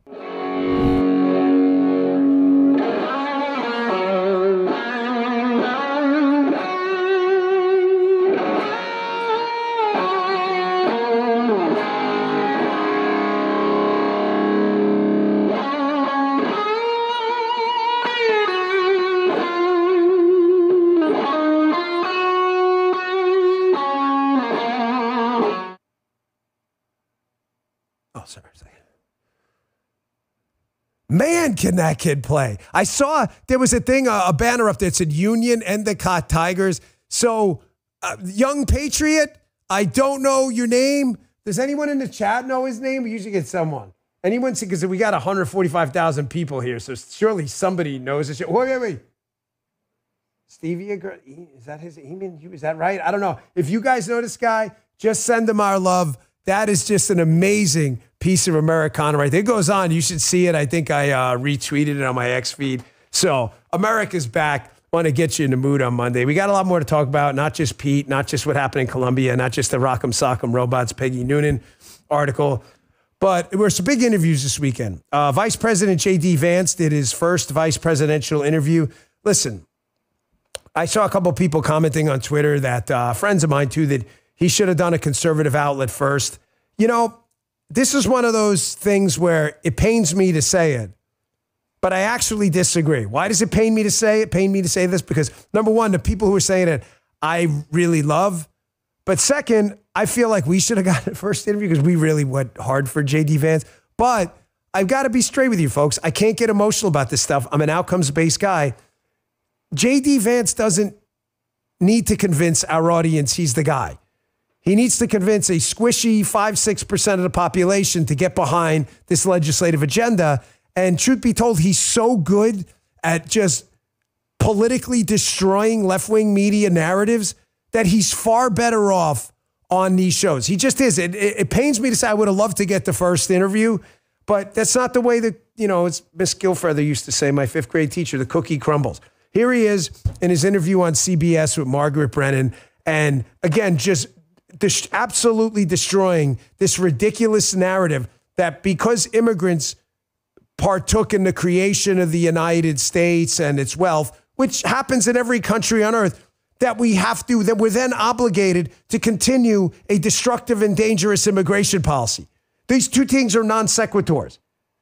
Margaret Brennan thinks she got it. She gets him on this one. Watch JD just blow this thing out. Check this out. This is a very unique country, and it was founded by some immigrants and some settlers. But just because we were founded by immigrants doesn't mean that 240 years later that we have to have the dumbest immigration policy in the world.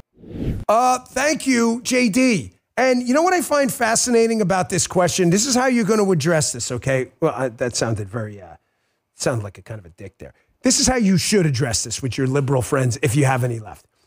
We're a country built by immigrants. Well, no kidding. They did play a role in creating this country. As JD accurately said, there were some settlers, there were Native Americans, there were other people here. Every country on earth has had people cross the border, and we're naturally, travelers, and a lot of people can be very nomadic. Okay, this has nothing to do with anything. The question is, what's the most effective immigration policy for the United States? But that's not the point. When they bring up the country was built by immigrants, you know what you should say to them? You ready? Write this down. It's fascinating how you guys only seem to like history when it fits your narrative. Crazy, right? Chat, tell me I'm wrong. Every other bit of our history, positive and negative, they want to wipe out. Everything. Statues, the Civil War, even though we fought for people's independence. Other people fought against it. Right, but the good side won. The good side won. They don't care about our history at all. They want to wipe all of our history clean. Until it comes to a narrative that we should have open borders, they're like, oh, no, the place was built by immigrants. And here's another one. I didn't even think of this. They're always talking about white rage and white privilege. It's fascinating because a lot of the settlers who built this place that you call immigrants were actually people you claim to hate who had so-called white privilege. Fascinating how you guys change the argument all the time. JD is right. Vice President Vance. 100% right.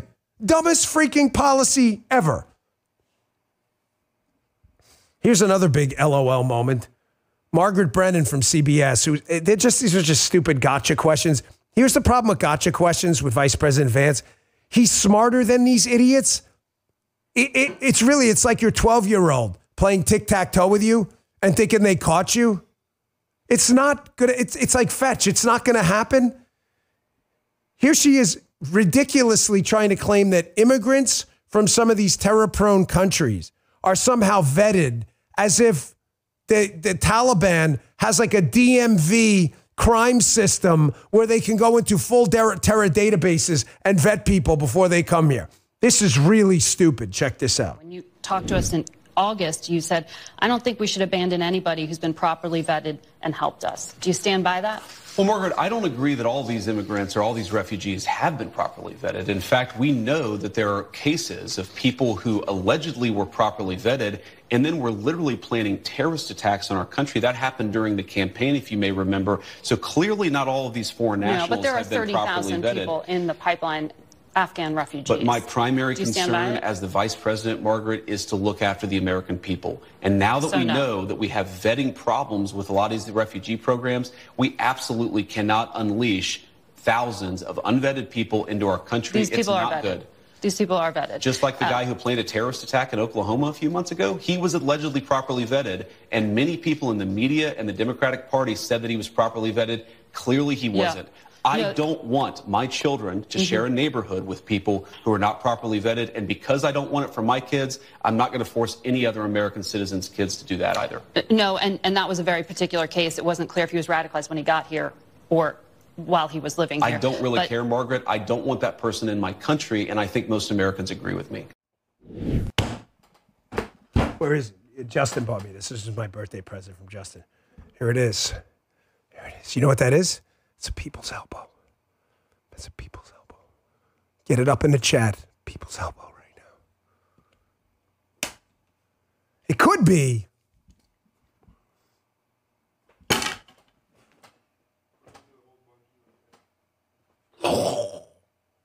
You know what this is? He got me this one. This Karate Man. I don't know what it is. Maybe it's both. Maybe it's the people's elbow. Then she gets up all days and Karate Man strikes after that. It's the greatest of all combos. It's the equivalent of like a 7 Muttley thing. Like it's never happened, but it could have been the first time. So much so that a rallying cry for Republicans has now become today. If you've seen have you guys seen the Giphies? The Giphies are out there. Oh, you fixed them? Oh, look. Look at this. They put the liberal Karen guy and the Trump face on her. This is freaking crazy. We got the Rock'em. Oh my gosh, we like really smashed up the Rock'em Sock'em guy. Wait, we got to keep Trump here. Trump Rock'em Sock'em. Here, you stay here. I wish you guys said, you like this guy? Check him out. Trump. This is like people's elbow, Rock'em Sock'em. This I've never seen anything like this. Is there anyone better at this than JD?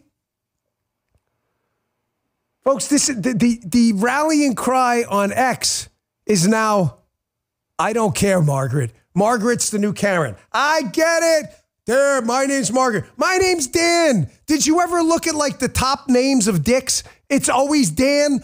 I'm sorry. I like my name Dan, but people say most people who Dan are dicks or assholes. So I get it. I totally get it. But I'm sorry. Margaret's may be the new Karens. Karen is getting a reprieve. I don't care, Margaret, has become the new rallying cry for Republicans. What do we care if he was radicalized when he was here over there? He shouldn't have been here. Is that a hint? You should have said something. Weren't you? We're not. You know what you should have said, Guy? You should. You should have been like, how did you feel this weekend? What did you? Didn't you have a problem on the trip? No, you're stretching on that one. All family farmer, folks. I'm reading my own spot. I don't really care what they say. I'm sorry. They saved me again this weekend. I kid you not.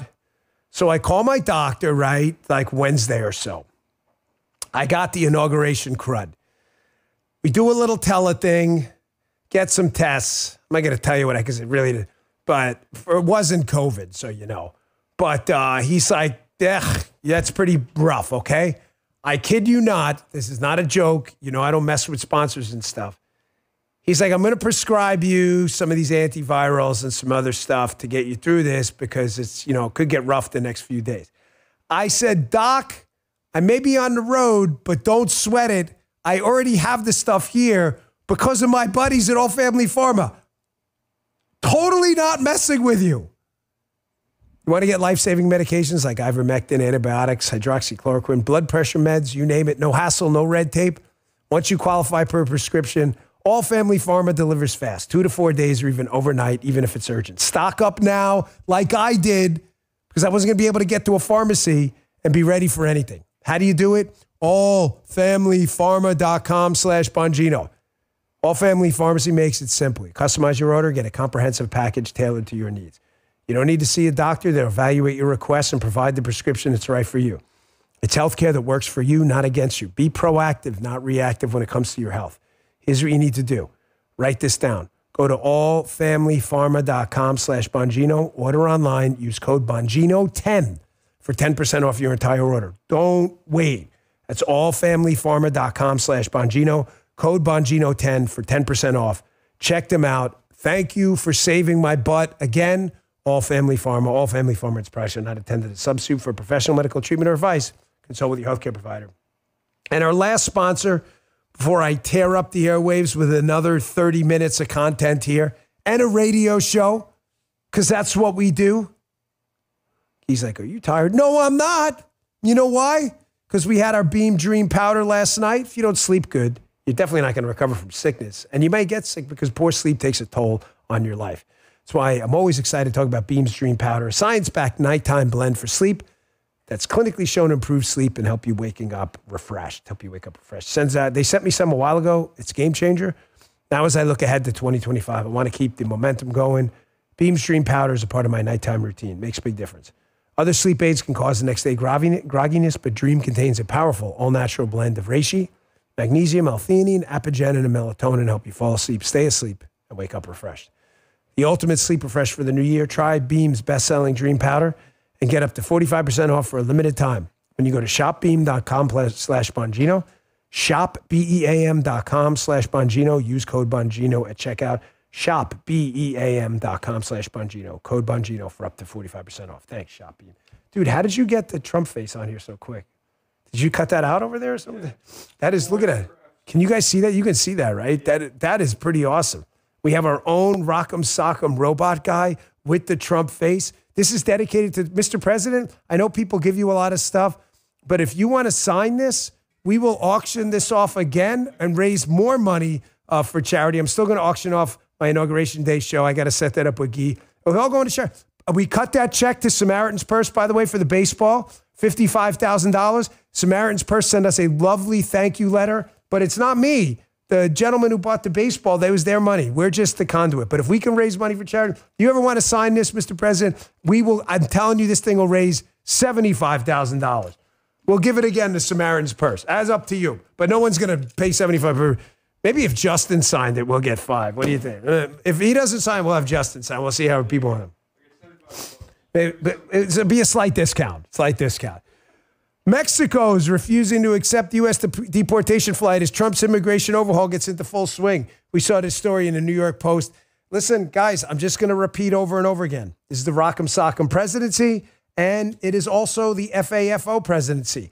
I get it. It's sarcastic. It's kind of meant to be, in some ways, humorous and entertaining as part of the educational portion of the show.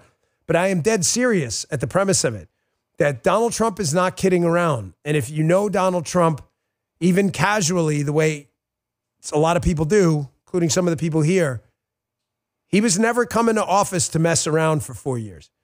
He was coming into office to change this country. And if you're not ready for the FO portion, he's going to make you ready real quick. Here's what I love about this combo. And when I say this combo, I'm talking about Vice President Vance and President Trump. They have these contrasting styles, and it's absolute political gold to watch. You've got, JD, who's kind of just this methodical, I really don't care Margaret guy. And then you've got President Trump, who is the necessary bulldozer, that kind of bull in the china shop we really, really needed. And the contrast in styles is absolute gold. Having said that, though, I think the Trump bulldozer style, one of the things that's lost about President Trump, and again, I don't want to over-exaggerate my relationship with him. I hate that. That drives me freaking nuts. I told the Axios guy that. I know him enough to have seen what he's like behind the scenes. And Scott Adams, Dilbert, the famous comic Dilbert, he tweeted this out. And man, did this ring my bell, because he's so right. It's one of the Trump attributes that's frequently overlooked. And he notes that Trump's least appreciated superpower is his listening skill. Everyone who experiences it comes away impressed. He never interrupts. He's always focused and genuinely caring. I don't want to spend a ton of time on this, but it's an important point, and I want to spend enough that you don't miss this. If you were ever with him alone, and that's only happened, and when I say alone, I mean there's not 1,000 staffers around. I mean like you and him, because he's never really alone, Secret Service and everything, but you get my point. If you're ever with him on a one-on-one, which I've only been a couple times, you know this is true. He will sit there at a dinner table with you, like we did in Bedminster, and he will intently listen to everything you're saying, and he is so eager to let you know he's listening to you that he'll ask questions that I don't even know if he really wants. He just wants to make sure you know he's listening. I don't know if that makes sense, but like that's the kind of guy he is. Why am I bringing this up? Because you saw it this weekend in North Carolina and California. You don't see him and Melania go into the devastated areas of North Carolina, Hurricane Helene, right? And you don't see him making the event about him. He makes the event about other people. How can I prove it? He's got a microphone and the entire world listening, and he goes, hey, you want to come over and tell your story? He does it all the time. Folks, that's who Donald Trump is. You know, his candid, frank, non-emotional, kind of transactional nature, the actual sympathetic side of him gets lost often. But I want to get back to the transactional bulldozer side too, because that's important. Because this government is way too broken to be fixed with niceties and cutesy time, and cutesy time is over. There are California Democrats out there who created the conditions for this devastating wildfire with a bunch of policy initiatives, whether it's on water, bureaucratic management of the water supply, the lack of burn control. It will only lead to another disaster. For the United States government, and granted, by the way, California taxpayers are taxpayers too. That's the way it goes. However, for the federal government to give federal money to a California government that is only going to create more danger for California citizens is not helping California. So Donald Trump wants California to clean up its election system so they can vote for people who will change things, but it also wants them to he wants them to fix the water, or we're going to pay them to create conditions for more fires. Here's transactional Trump like, you know what, we'll consider some of this disaster money, of course, but you guys are going to have to fix some of these problems first. And I say, good for transactional Trump. Check this out. Funding to Los Angeles because of its sanctuary city policy? I want to see two things in Los Angeles: voter ID, so that the people have a chance to vote, and I want to see the water be released and come down into Los Angeles and throughout the state. Those are the two things. After that, I will be the greatest president that California has ever seen. I mean, look, he's got Newsom right next to him. Dan, he hates Newsom. Newsom hates him. Guys, I want to sound like an asshole, but I can't tell you this enough. Donald Trump is passionate, but he does not get emotional. You know what a passionate but overly emotional person does? I want that guy out of here. And he makes a big deal about it. You know what Donald Trump says? This guy wants money from us. He wants my ear for a few minutes. All right, he's going to listen to this press conference in front of the world, and he's going to make sure he hears all this stuff. Newsom came, greeted him at the plane. That was actually before he went out there. It wasn't Newsom, but you get the point. This is his conditions. That was before he left in North Carolina, so excuse me. But Newsom came out there. He is a totally passionate, non-emotional guy. Newsom wants to come out there and visit him unexpectedly. Whatever, fine, cool. Here are my conditions. Here he is again, confronting a number of Democrat congressmen. Was it Brad Sherman and then the L.A. mayor, that's the dreadful Karen Bass, who actually still has a job. She should have resigned already. It's just unbelievable. She was in Ghana when the city was burning. I mean, like Nero fiddling here. Here's Donald Trump asking a question about FEMA. Folks, this is a real question that any transactional businessman would ask. Like, FEMA's screwed up the last 4 or 5 big disasters, okay? They could have handled this thing a lot better. It's overly bureaucratic. The money flows in all the wrong directions. Trump's asking a serious question. You're like, Why is the federal government managing local emergencies? Why aren't the locals, maybe with federal support, managing local emergencies? Why is the money flow? I'm not saying the locals aren't. I'm just saying, why is the money flow top down when it should be coming from the bottom and staying at the bottom with the people who are hurting there? Listen to this. Check this out. I'll also be signing an executive order to begin the process of fundamentally reforming and overhauling FEMA, or maybe getting rid of FEMA. I think, frankly, FEMA is not good.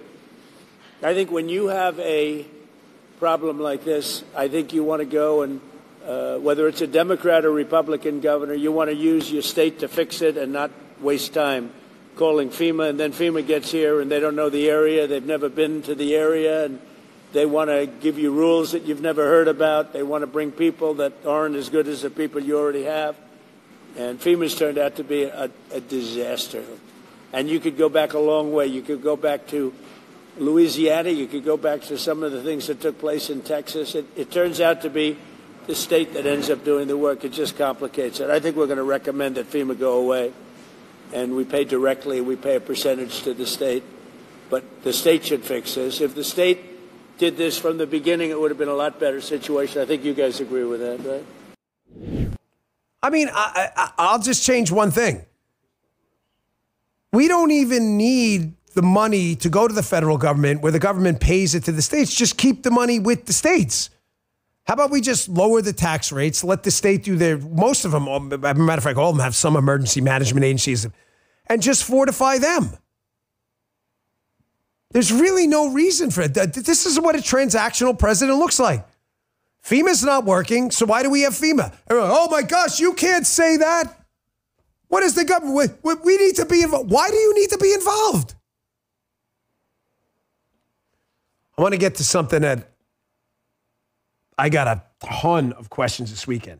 That's why I spent time. We're going to spend a little time on this topic. It's why I left it for last. I didn't tease at the beginning of the show, but this is an important topic. I got bombarded with media people this weekend asking me about this because of my time in the Secret Service there. Donald Trump decided this weekend and that they should pull security details from a number of people.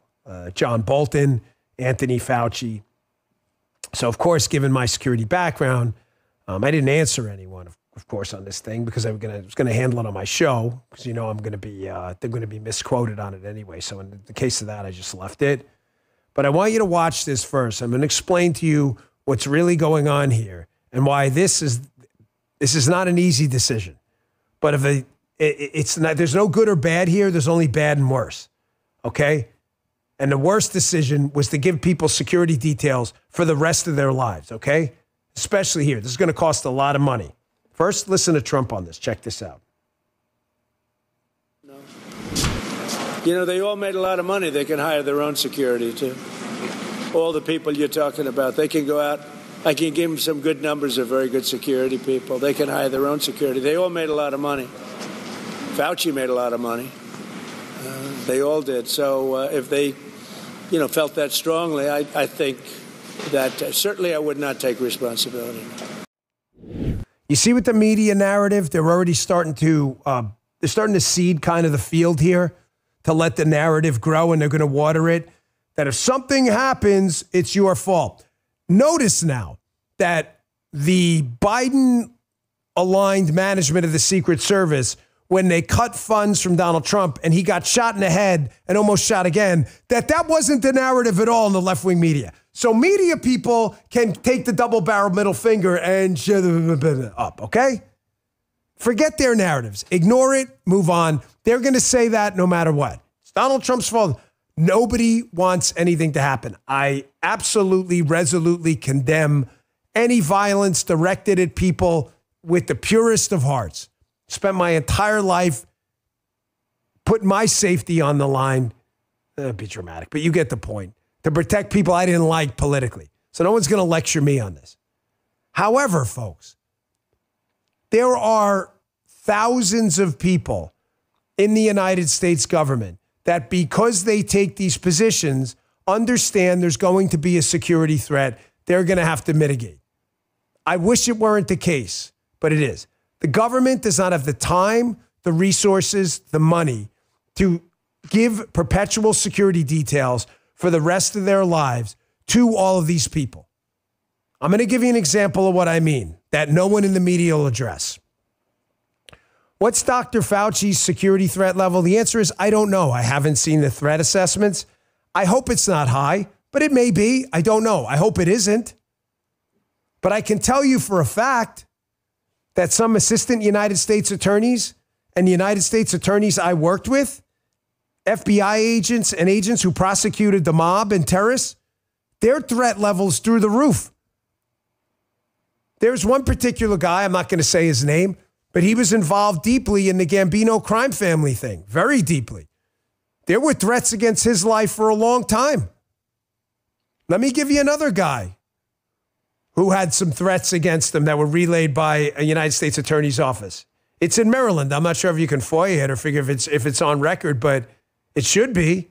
This guy, I worked a big fraud case, and one of the people involved in the case, they overheard him on, I don't know if it was like a prison call or if it was a recorded phone call, talking about how I was trouble for them and basically they need to get rid of me. Folks, it's part of the job. I wish it weren't, but you know, sometimes what about police officers out there who lock up neighborhood bad guys? They don't get a security detail. We cannot afford a security detail for every single person who goes into government, law enforcement, or intelligence and has threats against them. We just can't. It's something you accept as part of the job. By the way, me included. I wish it weren't the case, but it is. Second, there's an opportunity cost to this.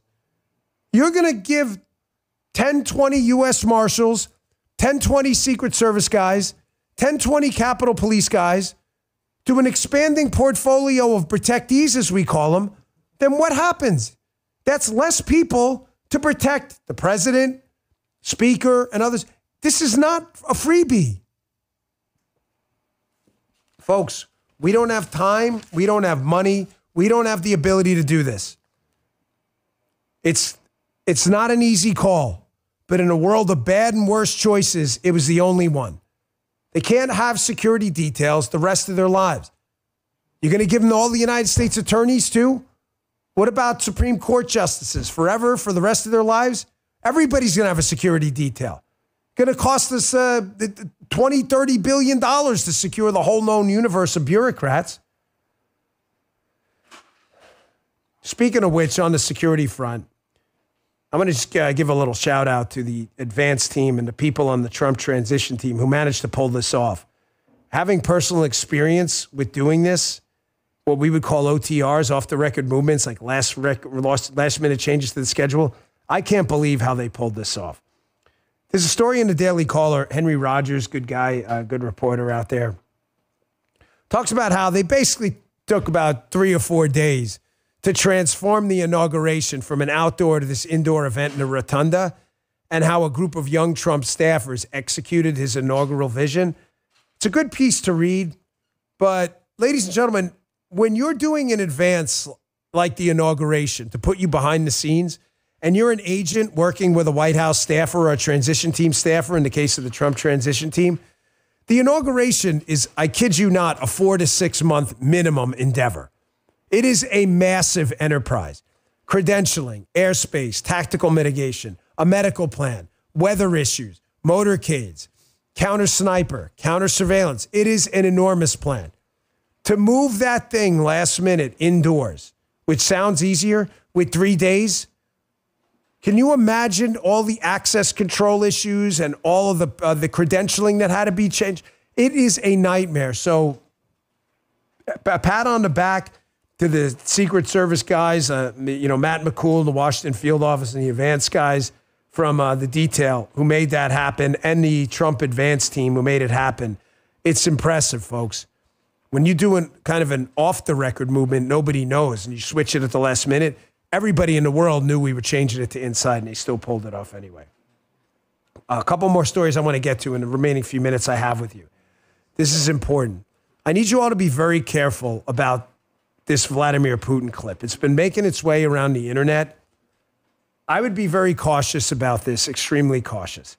The Russians are known for playing us. They are trying to create division here. Folks, I don't care if they say something that sounds like it's targeted to you and you think it comports with something you want to hear. They're playing us, always. And you should disregard this stuff. But it's making its way around the internet now. Check this out. Putin, yes, sorry. If he had been the president, if the victory wasn't stolen from him in 2020, maybe the Ukrainian crisis that arose in 2022 would have never appeared. I'm just telling you, yes, the 2020 was absolutely stolen. I believe that. I mean, it's hard to prove it counterfactual. However, we've talked about this extensively, but there's no question this guy is using buzzwords to try to get your attention because he knows he's in trouble right now. Just be careful here and be cautious. Don't let these people play you with this nonsense, and I know you won't. All right, we got an update, folks. Throw it up on the screen. Remember I know the white doesn't show well on camera. Does that list of media hoaxes? We have, first, of course, Elon is a Nazi. Remember with the, Elon came out to basically say hello and thank people. They called him a Nazi. We have an update. Throw it up on the screen if you would, guys. I'm going to do this live. Bill Malugin. Chicago public schools falsely claim they blocked ICE officers from entering a school. The narrative took off. Turns out it wasn't ICE. It was Secret Service agents investigating a threat. So number 2, writing this down, Chicago ICE raids in schools. So we are a week plus into the Trump team. And ladies and gentlemen, we've got an update to the board already. This is not good, and I'm going to tell you why. Because we were going to try to keep all the hoaxes to one whiteboard, but we are only a week plus in, and Justin says you're going to have to start writing a whole lot smaller, but then you can't see it on the camera. So we're not erasing anything. We may have to go with multiple boards. But hoax 2, and it's only been a couple of days. We will keep track. That is going to be the formal list going forward.